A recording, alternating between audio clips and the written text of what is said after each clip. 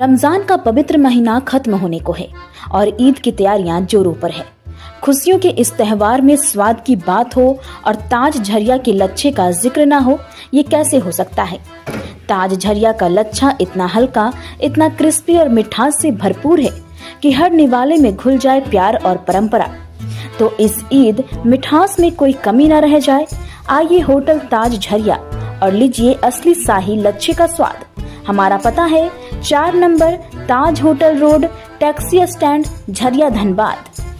जन सुराज के सूत्रधार प्रशांत किशोर आज जन सुराज उद्घोष यात्रा के तहत एक दिवसीय दौरे पर गोपालगंज पहुंचे, जहां उन्होंने प्रेस कॉन्फ्रेंस के जरिए पत्रकारों से बातचीत की।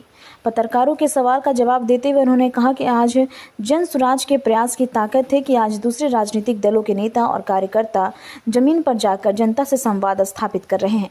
कांग्रेस की यात्रा पर कटाक्ष करते हुए पीके ने कहा कि 1985 में बिहार में कांग्रेस सत्ताधारी पार्टी थी और उसे भी जागने में 40 साल लग गए।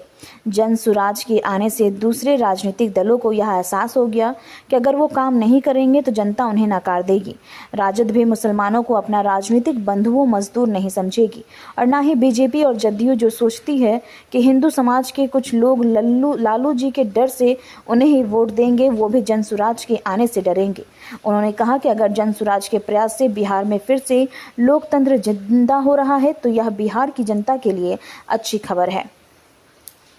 29 मार्च को अमित शाह भी आ रहे हैं बिहार में, कई बड़ी पार्टी कब आ रहे हैं? 29 मार्च को। तो क्या लग रहा है कि विधानसभा चुनाव वो निर्धारित समय पे हो जाएगी या पहले हो जाएगी? भाई, आपने अभी आपको एक कार्यक्रम पता चला कि अमित शाह आ रहे हैं 29 मार्च को।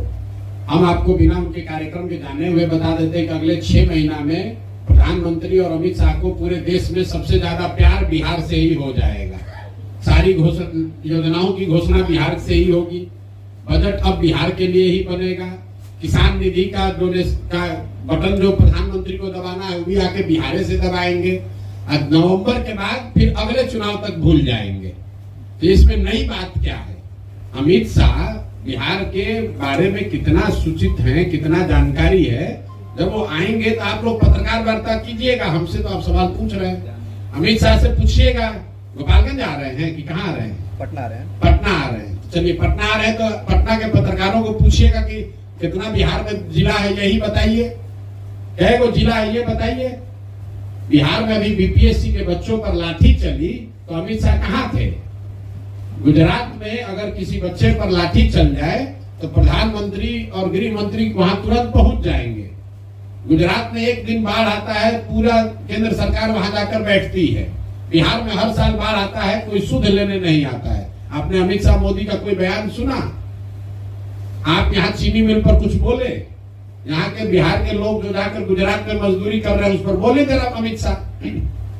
अमित शाह जी से इतना मैं आग्रह करूंगा कि जो गुजरात में बिहार के लड़के गए हैं मजदूरी करने, जितना मजदूरी गुजरात के लोगों को मिल रहा है उतना ही मजदूरी खाली आप बिहार के लड़कों को दिलवा दीजिए।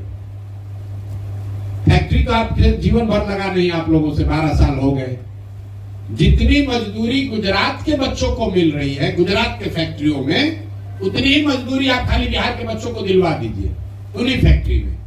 गुजरात के लोगों को मजदूरी मिल रहा है 20,000 और बिहार के गरीब बच्चे जाकर उसी फैक्ट्री में 12,000 रुपए में काम कर रहे हैं। आपको हमारी बात पर भरोसा नहीं है?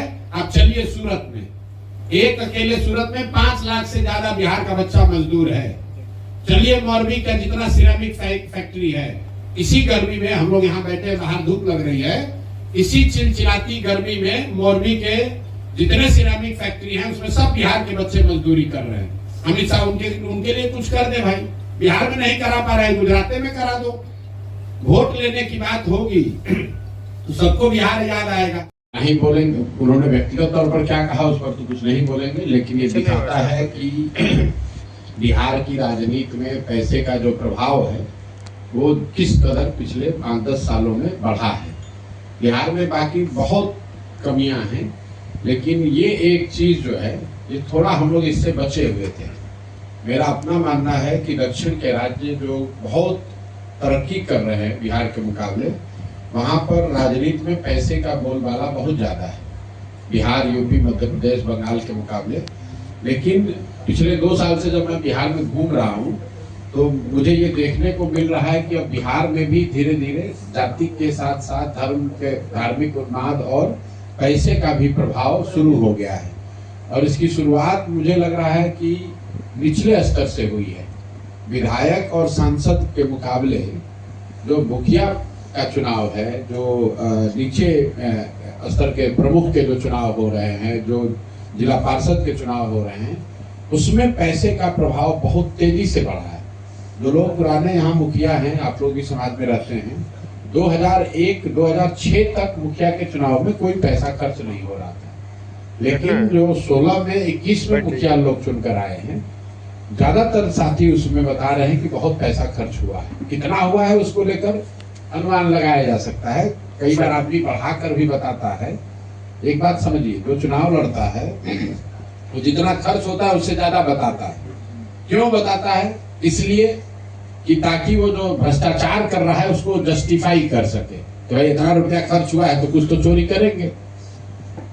और जो ये डायरेक्ट इलेक्शन नहीं है, जैसे प्रमुख का चुनाव है, जिला परिषद के चेयरमैन का चुनाव है, या जो जनप्रतिनिधियों के एमएलसी का चुनाव है,